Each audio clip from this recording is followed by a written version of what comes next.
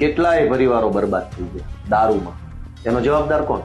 આ દારૂ વેચવા વાળા છે એને પોલીસ હપ્તા લઈ જાય, નેતા ધારાસભ્ય હપ્તા લઈ જાય, ચૂંટણી ફંડમાં ભાજપના ચૂંટણી ફંડમાં પૈસા જાય, બધાય પૈસા વાળા થાય છે. પણ પીડા કોણ ભોગવે છે? જેના ઘરની બાજુમાં દારૂ વેચાતો હોય એ પીડા ભોગવે, જેના પરિવારનો કોઈ સભ્ય વ્યસનના રવાડે ચડ્યો હોય એ પીડા ભોગવે. અને પૈસા કોણ કમાય? પોલીસ પૈસા કમાય, LCB, SOG, crime branch, SP, DYSP, આ બધા પૈસા કમાય. ભાજપના કોર્પોરેટરો, ધારાસભ્યો, વોર્ડના પ્રમુખો, સંગઠનના હોદ્દેદારો પૈસા કમાય. બધા જ પૈસા કમાય છે તમારા પરિવારના ભોગે, તમારા બાળકોના ભોગે, તમારા પરિવારના આદમીના ભોગે. અનેક એવી બહેનો છે આખા ગુજરાતમાં કે જે નાની ઉંમરમાં વિધવા બની છે. ગામડે ગામડે જઈએ ત્યારે ગામના લોકો ધ્યાન દોરે કે આ બેનનો ઘરવાળો બહુ દારૂ પીતો હતો, નાની ઉંમરમાં વયો ગયો. કોણ જવાબદારી બાળકોનું? શા માટે આવું ચાલે છે ગુજરાતનું? અને ક્યાં સુધી આવું ચાલશે?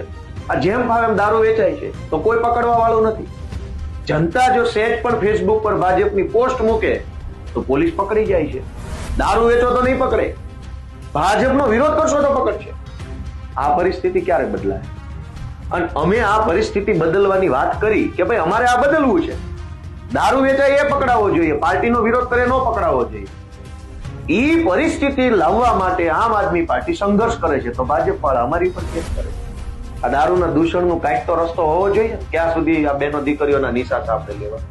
મારી તો એક જ વિનંતી છે કે તમારું મન એમ કહી દે કે દારૂનું દૂષણ કોઈ પણ સંજોગોમાં બંધ થવું જોઈએ તો દબાવો ઝાડુ, ફેરવો હાવણો અને ભગાવો ભાજપ.